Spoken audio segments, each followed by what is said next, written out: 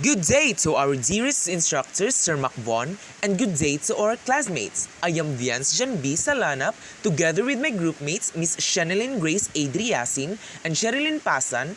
We will tell you the tale about the happenings of Jose Rizal's life in exile, trial, and execution. Brace yourselves for the knowledge we are about to share. We will first start in Jose Rizal's exile and heroism, to be presented by Miss Sherilyn Pasan. The life of Jose Rizal has been narrated and talked about in countless academic works from his early childhood up to his life abroad. However, his experience as an exile in Dapitan is often overlooked. When Rizal returned to Manila on June 26, 1892, he was already declared as the enemy of the state because of his novels. His every move is monitored by the Spanish authorities, searching all the houses he frequented and interrogating all the people he knew.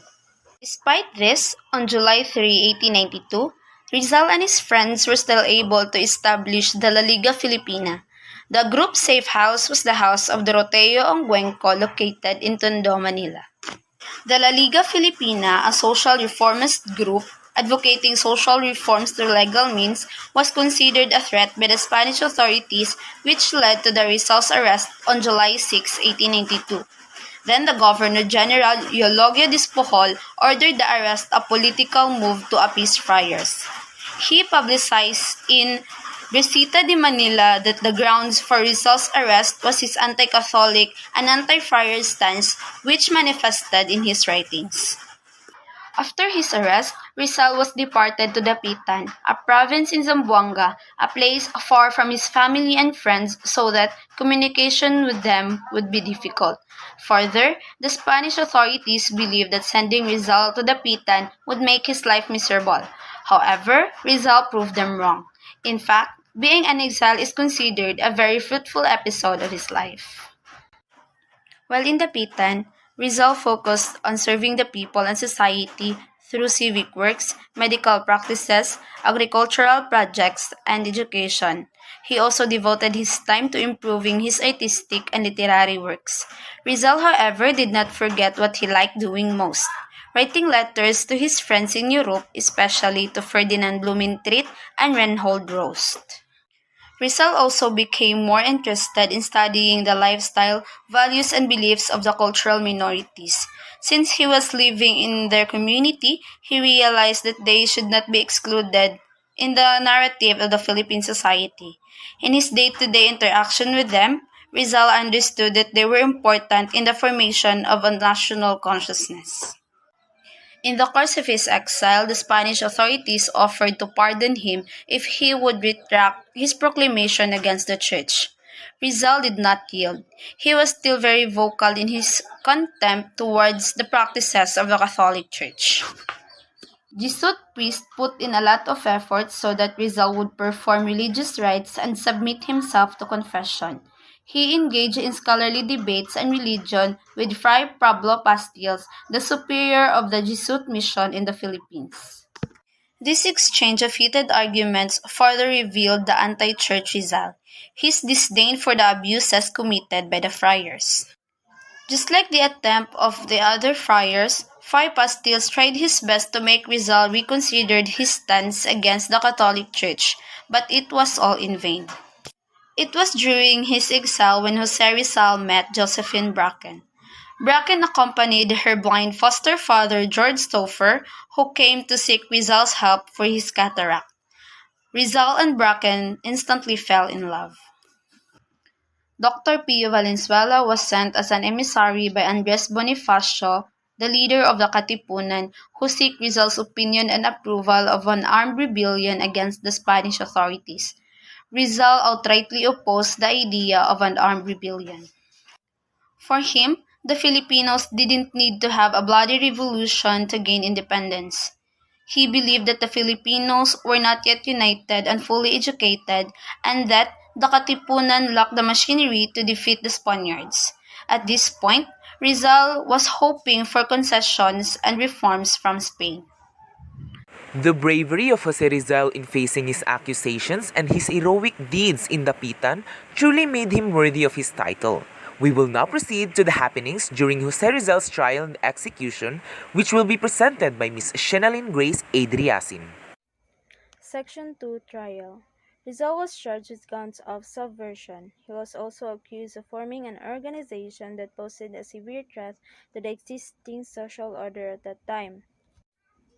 Rizal was presented with two kinds of evidence: documentary evidence and testimonials, which he could not refute.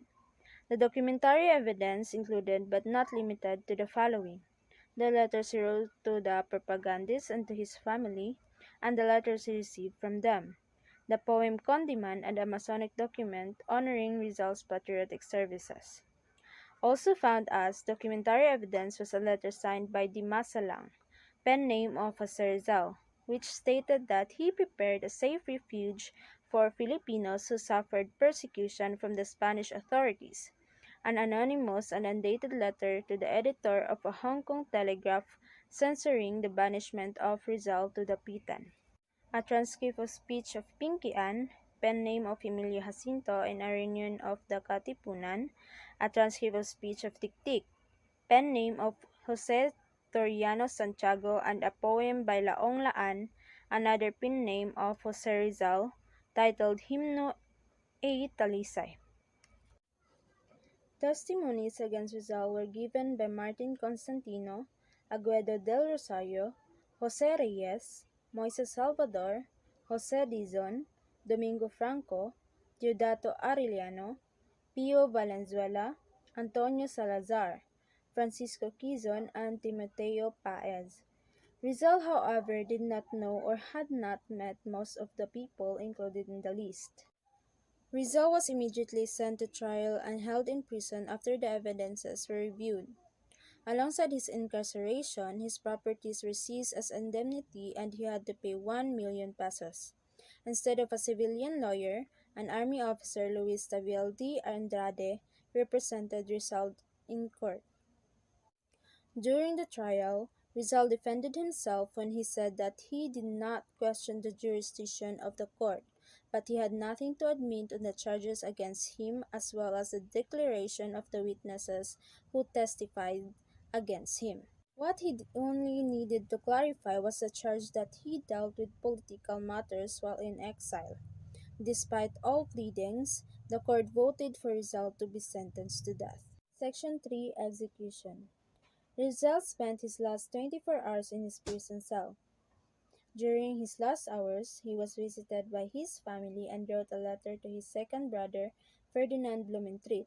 Then, in the morning of December 30, 1896, Rizal set on his walk from Fort Santiago to Bagumbayan Square, where he was eventually faced his death. Up to the last minute at Fort Santiago, Rizal defied orders from his captors as he was instructed to face the sea and turn his back against the firing squad.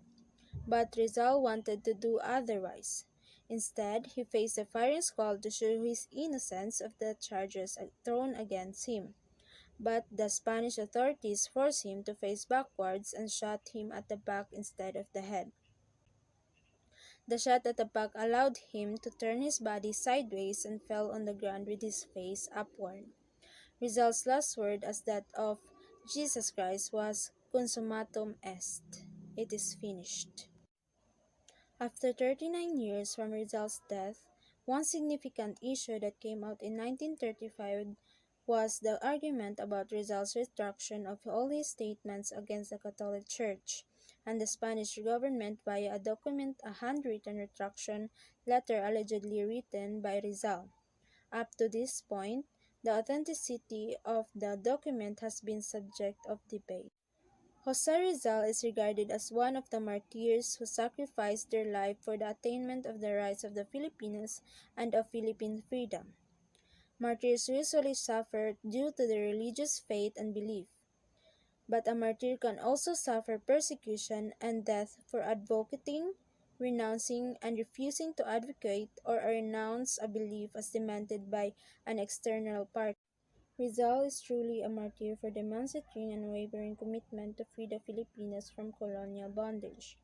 Rizal's death was considered as an impactful episode in Philippine history because it was not only the death of a martyr but also the birth of reforms in society and the transformation of the lives of Filipinos.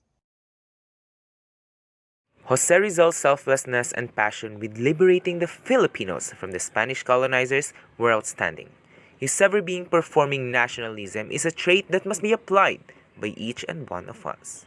Thank you very much, guys, for listening, and we hope you'll have a great day ahead. Goodbye.